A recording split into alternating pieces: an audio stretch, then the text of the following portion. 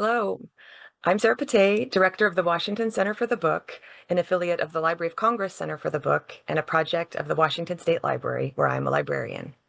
The Centers for the Book help carry out the mission of the National Center for the Book, which is to promote books, reading, libraries, and literacy nationwide. We also promote our state's literary heritage by putting a focus on books and authors with a connection to our states. Every year, as part of the participation in the Library of Congress National Book Festival, we each choose books with a local connection.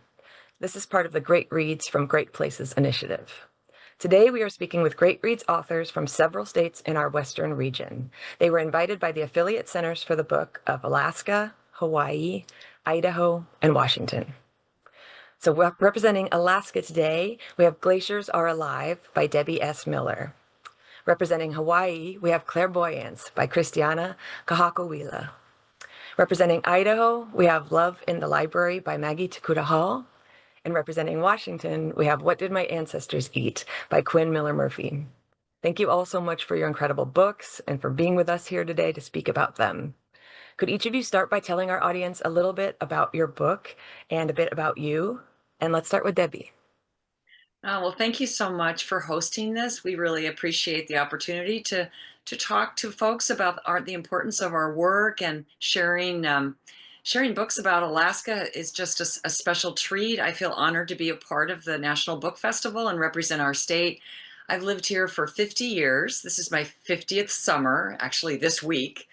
And it's been a privilege, really a joy to live in this state, to learn about the native cultures and the people and the environment, the wildlife.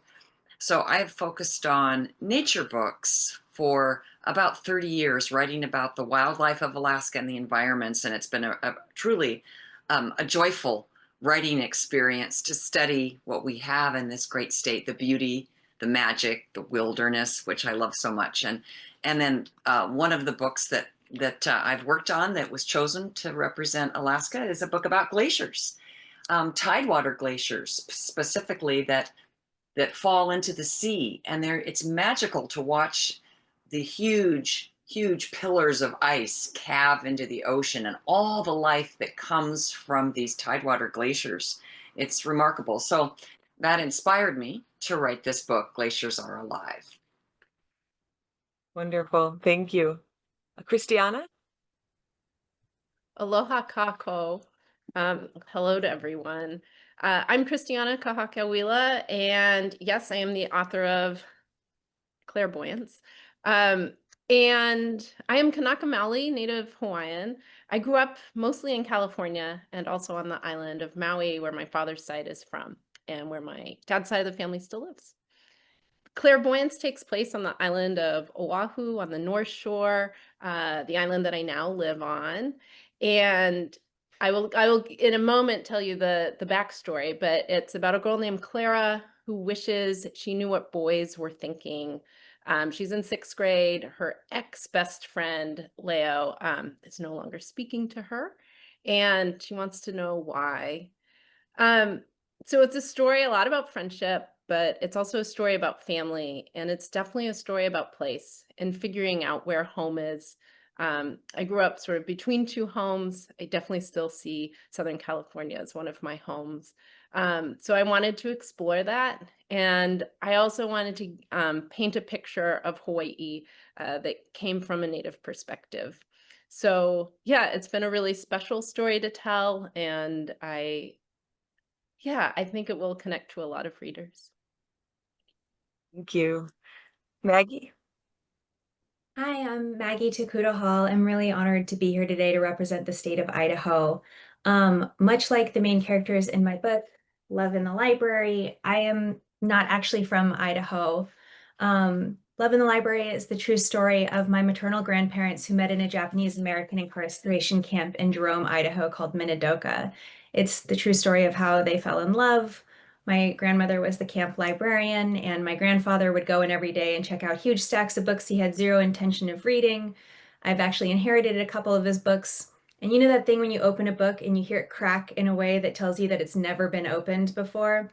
That was the kind of reader he was. But he'd go in every day to check out huge stacks of books, to flirt with my grandmother.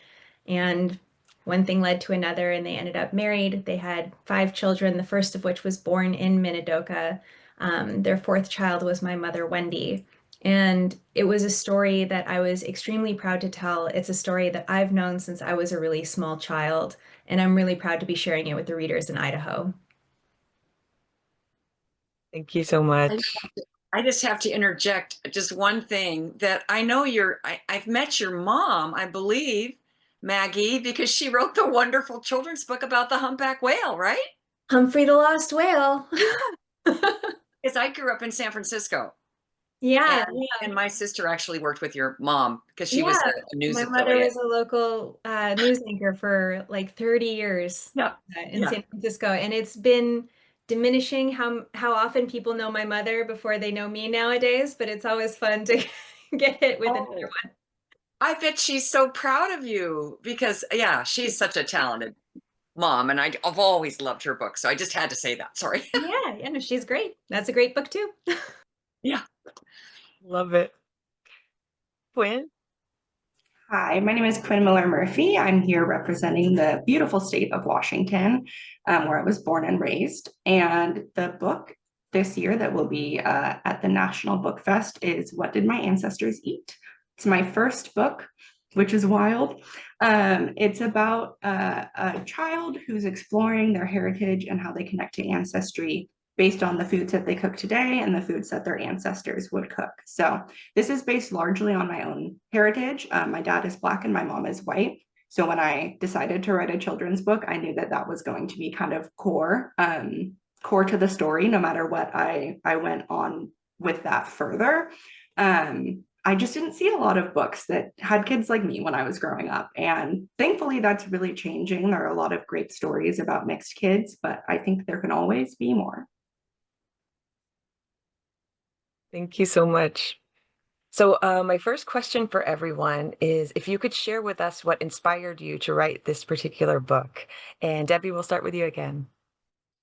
Well, I mentioned that I've had this just wonderful experience living in this beautiful state for 50 years. And for many years, I thought of glaciers as just these big frozen rivers of ice carving through our landscape. We have about 100,000 glaciers in Alaska. They're all receding. They're all thinning because of climate change. We're contributing a lot of water into the ocean that contributes to sea level rise. And that's something that I've witnessed over the last 50 years is this changing landscape. And when I went down to Prince William Sound to study glaciers and the wildlife associated with them for an adult book that I wrote called A Wild Promise, it was fascinating to learn that these rivers of ice are actually, they really are alive in what they bring to the sea in terms of minerals, in terms of basically the building blocks for life, because all of those components that are in the mountains, all of those minerals go into the sea, mix with the seawater, the fresh water, and those nutrients help create little krill that the whales eat, and the harbor seals come in and they are eating the fish, and the birds are coming in by the thousands to feed on the little herring and sand lance and other species of fish that thrive in these glacial fjords. So I was completely flabbergasted by this, that there was so much life in association with these melting tidewater glaciers. So that inspired me to write the adult book, and then this followed because I thought for children, it was important for kids to understand that glaciers are not just a big block of ice. They really move and shape the landscape. We are losing them because of climate change. That's important to know, that whole story of how quickly the ice is disappearing in many areas of Alaska and around the world. So I thought that was an important message, but the life associated with the glaciers really intrigued me. And so there's a lot of wildlife and pictures of glaciers and harbor seals and kittiwakes and puffins and melting ice in this story, and humpback whales. You know, we've got the humpback whales that are feasting on all of these creatures that really wouldn't be there without this mixing of freshwater and seawater and this growth of plankton and zooplankton. It's a fascinating world to study and write about. Definitely. Thank you, Debbie. Kristiana, what inspired you to write Clairvoyance? Well, two things. One, we had just moved back to Hawaii from Washington State, actually. And I was a new mom. And I was really thinking, it's a little bit like what you said, Quinn. I was really thinking about what stories are available to kids here and would be available to my child that's about folks from here. And then the second thing, and the bigger thing, I admit, is that when I was in 6th grade, the number one superpower I wished for was not to fly or to hold my breath underwater forever. It was to know what boys were thinking. That was the number one thing I wanted. And so I gave that power to Clara, and that's where we get the title from, Clairvoyance. And so much of middle school is awkward and sort of terrible. But I actually had a great middle school experience, and not because I could hear what boys are thinking, but because I made these really deep friendships with many different children that have sustained me through my whole life. So in a lot of ways, clairvoyance, as much as it takes the sort of hilarity and pitfalls of a superpower and the difficulties of going through 6th grade, it's about building the friendships and the relationships and the family ships that are going to carry you. And it's also a lot about the place of Hawaii, as I said before, in land. And we do a lot here to volunteer and be with folks who farm taro and tend to taro and lo'i and in patches. And so that becomes part of the story too. And that's part of the origin stories of Hawaiians. So that's woven in as well. Thank you. Maggie, what about you? What inspired your story? Touched on it a little bit already. Yeah, I mean, as I mentioned, Love in the Library is a true story, and it's a story that I've known for my whole life, but I didn't decide to make it into a children's book until 2017 when Trump started his first term as president, and his very first act was to sign an executive order that he called the travel ban, but that most people who understood the executive order called the Muslim ban, that banned people from Muslim majority countries from coming into the United States at all. And it was really clear to me in that moment that he was going to be using his time and power to enact a white supremacist agenda. And I knew I was going to do all the things that I was going to do, like march and call my representatives and write postcards and do all those things. But I also tried to audit for what I had to offer kids in that time that maybe nobody else did. And I realized I had this beautiful story in my family, not only about the cruelty of those kinds of policies, but also about the resilience of the people that they target. And so I was really proud to be able to tell my grandparents' story, and I took it extremely seriously. And it's a responsibility that I have really approached with reverence, because I understand that in telling my grandparents' story, I'm also telling the stories of many of the incarcerated people. I know that my grandparents were hardly the only ones to fall in love in the camps, and it was essential to me to be able to tell their story with all of the romance and beauty and focus on resilience that there should be in their story, while never eliding the horrible truth and circumstance under which they met. And I'm really pleased to have worked with Yaz Imamura, who's the illustrator on this book, who did such a beautiful job both capturing the beauty of their story while never once flinching away from the horrible conditions under which they met. Thank you so much. And Quinn, what inspired your book? Yeah, I am loving hearing all about the, background and family and environment that you all have lived in that has impacted your book, because that is just the same for me. Prior to 2020, I worked my whole life in childcare, primarily in early education. So when I went back to school for editing, I kind of merged those two worlds. I was learning a lot about writing and about story structure, and I was learning how to apply that to something like a children's book. So my book is a board book, so it's geared towards younger. That doesn't mean the content isn't still very engaging for older kids. The writing of What Did My Ancestors Eat was kind of a long time coming. Like I said, growing up, I didn't have many books that had mixed race characters in them. I didn't get to see a family that looked like mine. So it was really natural to me to move into writing about a mixed race family. And then when thinking about what I wanted the book to be about, I mean, food is at the center of everything in my family. And I think that's true for a lot of families, a lot of mixed kids, and also just it's such a connector. I find that food connects us to each other and to things that we don't know, cultures that we're curious about. And it also has just been this like critical gathering point for families in my life. So I was learning in 2020, 2021 about the foods that my family would cook, things like gumbo and jambalaya, and thinking about some experiences I've had eating things like African cuisine, like jollof rice, and all of those strong connections that you can almost see kind of like the through line of where this food that I cook in my family today comes from. Um, so with that, the food and also wanting to focus on a mixed kid, I wanted to make sure that I was writing something where mixed kids could see that window into a family that looked like their own, and also that could be a talking point and starting point for monoracial families to talk about what families look like and how family structures differ and what different cultures look like within a household. Wonderful. Thank you all so much. The next question I have for everybody is why was it important for you to tell this particular story? And Debbie, we'll start with you again.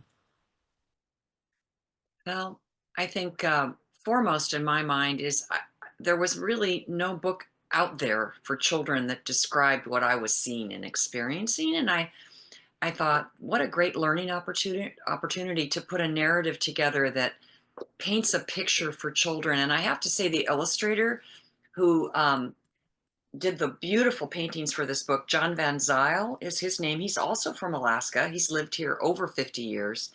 And we've done 12 books together as a team, which sometimes that doesn't work out with publishers. They pick their own artists, but we did a book together many years ago called A Caribou Journey, and everybody seemed to like our partnership, that he read my words very well and created these magical paintings from my words. And so we kept doing, one more and one more. And then this is the most recent one, our 12th book. And so I'm very lucky and grateful for his art.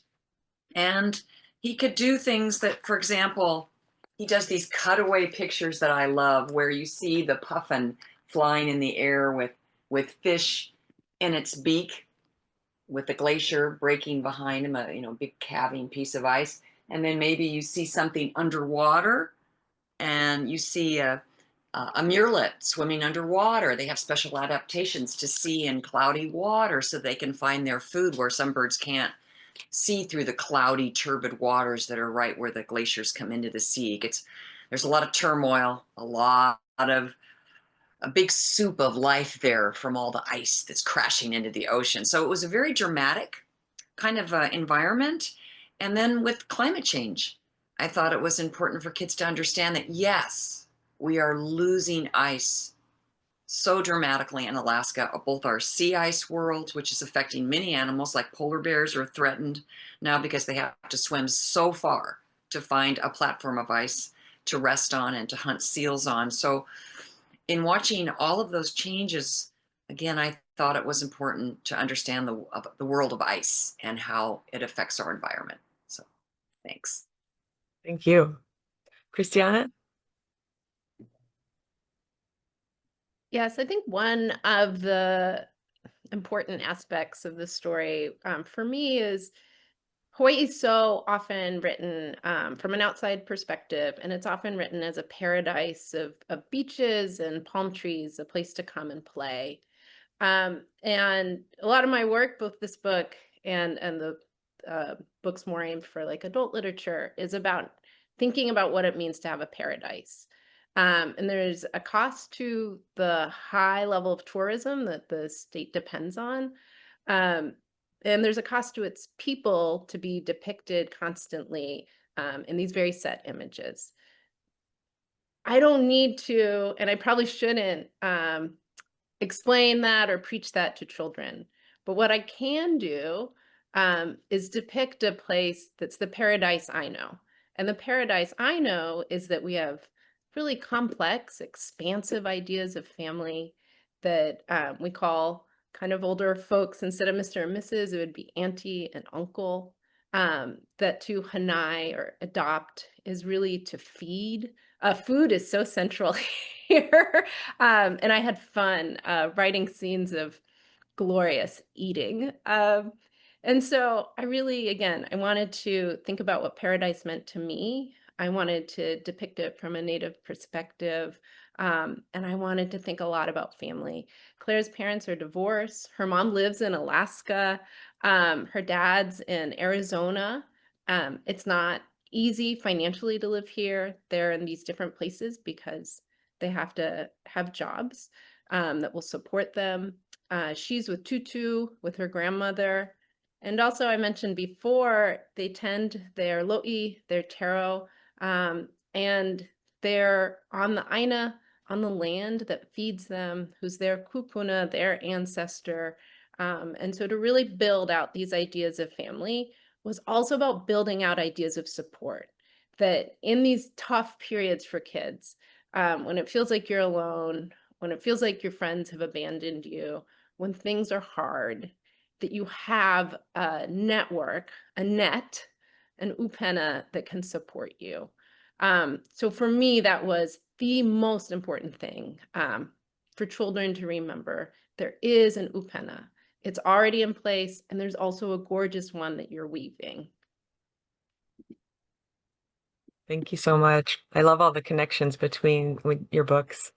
Maggie, what about you? Why was it important to tell this story?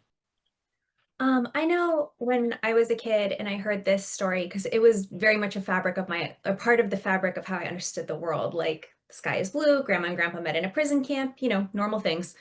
And I was taught it from like an extremely young age, which I think was essential. It really did help instill in me a sense of justice and injustice. But one of the other kind of odd side effects of it was that it was one of the only acts of state-sanctioned racist violence that I knew about, that had happened in my family's lifetimes. And because I didn't realize that there was this entire continuum of American history in which so many of these acts had been committed against different groups of people, I erroneously felt a sense of shame of like, well, what's wrong with us? What did we do that made it us good targets for something like this? There must be something different about us that means we're wrong, and that's why this happened. And as I got older, of course, I realized that wasn't true at all, and that in fact, Japanese American incarceration is just one of many stops you can take in the train of American atrocities committed against different groups of people for racist reasons. And when I sat down to write this, I wanted to ensure that no child ever felt that way in this country again. It was really important to me for them to feel like they were part of something big and beautiful and resilient and powerful, as opposed to turning inward with their shame. And I think now that we've seen what we're seeing now with the militarization of ICE being weaponized against communities of immigrants now, and even Fort Bliss, which was an army base that was used to house Japanese Americans, Italians, and German American prisoners of war, which is just so on the nose that it makes me physically angry to even think about it, being used to house, people being punished for the crime of wanting to be American. Telling this story feels freshly essential to me again, much to my chagrin. There's like truly nothing I would love more than for this book to feel irrelevant. Not because I don't think that my grandparents' story is sacred and beautiful, but because of the state-sanctioned racist violence that they met should be a thing that we can look back on the past and say, never again, never again. And instead, we seem to be really committed to not only repeating it, but to deepen it, worsen it, make it more violent, make it more of an attack, like a terrorism that we are doing to our own populace. And so I'm really grateful for the center of the book for choosing this book this year of all years. Love in the Library actually came out in 2021, and I do think that it is much more relevant now in a lot of ways than it was in the year that it came out. Thank you so much. Quinn, why was it important for you to tell this story? Like I mentioned, a lot of mixed kids don't see themselves reflected, and it's really hard to build an identity around something that you don't fully understand. So, as a kid into adulthood, my mixed identity is something that I have grappled with and tried to understand and has changed over the years. Having two parents of different races, neither of them fully understood what I was going through as a mixed kid growing up. And then now that I am able to like analyze and see the big picture of who I am, it's very important to me to look at a lot of the joy that comes from being mixed. So often I think we talk about oppression in books, which is a portion of things and is the reason that I talk about things in this board book like slavery, because in discussions about how my family came to America, that is a fact. And I think it's a fact that's important to discuss, and that kids can understand and can spark conversation with kids and parents to delve into what that means and why that brought so many people here. And at the same time, I wanted it to be a joyful book that is about food and is about like the fun and connection, that provides this opportunity for parents to talk deeper with their kids about the serious parts of the story, but also just about the fun and how we connect to our history and how we can learn to connect to our history, even as adults. We can learn to make those connections to ancestry in ways that really fuel us and feed our souls. Thank you so much. I love the way all of your books blend like the joy with the really hard stuff in, for children, which is, obviously children can handle that just like adults can. And so it's really important that you're all doing that work. My final question for everyone is, what is your favorite thing about the state or territory that you are representing? And we'll start with Debbie again. Thank you. I look out my window right now and I'm looking out at Sitka Sound and the surrounding Tongass National Forest. And I have to say that living in Alaska for all these years, I've been really lucky to live in the Arctic region. I taught school in a Gwich'in at the Baskin Village and came to know this community very deeply. They spoke English as a second language, and I worked side by side with a wonderful Gwich'in teacher who was teaching Gwich'in in the school, and I was teaching the English, and it was truly a bilingual experience and a learning about one of our amazing indigenous cultures in Alaska. And now I live in the Tongass National Forest in southern Alaska, where we have Tlingit Haida Tsimshian people, and learning about their culture and their language. It's really, I feel just honored that I've been lucky to live in different regions of our state. And then more than anything, I'm a wilderness lover.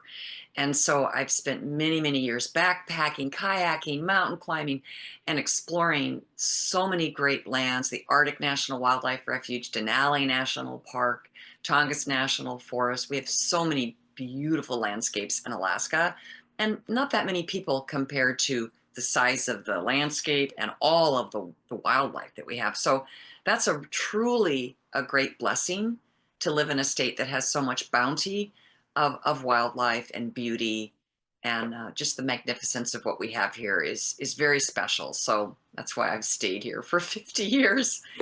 Thank you. Thank you. Kristiana? Well, I admit, Sarah, when you sent this last question to us, it's the one I've struggled with the most, because I just can't pick one thing. Food, music, of course, family. I do love to surf. I mean, I won't pretend I don't. I love how the rain comes down from the mountains. I love how soft it is. I love watching aunties dance. The posters always have young hula girls, but to see a grandmother dancing is to me the best thing, because she's passing it down. And because she knows, she knows that romance in a hula. She knows the heartbreak. I think my world is so full here, and I'm appreciative of that. Um, and I think maybe if I have to pinpoint one thing, it's the mo'olelo, the stories that were passed down to me that I get to pass down, and that seem to just occupy the world of Hawaii for me. Uh, that might be my absolute favorite thing. And it's the thing that shaped me, hearing stories from my uncles and aunties, my grandparents and my parents. It's what made me want to be a storyteller. Even before I knew I wanted to write, I knew I wanted to tell story. So that shaped me in becoming who I am. And I'm really grateful for it. And it came from this place. Well, we are grateful for it too. Maggie? As I mentioned, I'm not actually from Idaho, and I've only been twice, both times to visit the Minidoka incarceration camp, and to spend a little bit of time in Boise, which was incredible. So firstly, Boise, great time, rediscovered books, excellent bookstore. Idaho is beautiful. I am a potato fan. I was really excited to hear about how many intra-potato community arguments that there are unfolding at any given moment. But I have to say that my favorite thing about Idaho is the librarians. The first time I came out, I came to be the keynote speaker at the Idaho Library Association's conference, and I got to talking to a lot of these librarians. And at the time, this was like 2023, they had had a lot of legislation passed against them, but a House Bill 710 was still forthcoming. It was something that was being discussed that hadn't actually passed. It passed in 2024. And I was really struck in a dramatic way by the kind of attacks that many of them receive on a daily basis, from death threats to accusations that they are groomers and pedophiles and horrible people, all for the crime of doing their job, which is creating access for the public to literature. I think that librarianship is, in many ways, just like any job. Anyone, many people do them. It's not a monolith. Not all librarians are the same. But I don't think that librarians get into that business because they are not invested in the future. Librarians have to be invested in the public and to believe in the public good. And the thing that I was really struck by with these librarians was not just their steadfastness, but their bravery. The second time I went to Idaho, I went and revisited some librarians who I'd met in my first trip. And by then, House Bill 710 had passed, and the Donnelly Public Library had already closed down access for everyone under the age of 18 to the public library because of that legislation. And there were signs that were going viral on the internet of that were being put up in public libraries that said, hey, if you're under 18, you have to have your parents sign an affidavit to allow you into this part of the library and things like that. And so I went into their library and I didn't see any of those signs. And I didn't see anything like that. And I was talking to them and I was like, well, how are you feeling? Like, this is it's one of the most destructive bills I've seen against public libraries in the country. How are you holding up? How are you doing? And one of them said, they've been trying to legislate against us for years, and I'm still doing my job. And those kinds of signs that you see, that's something that people who are scared put up, and I'm not scared.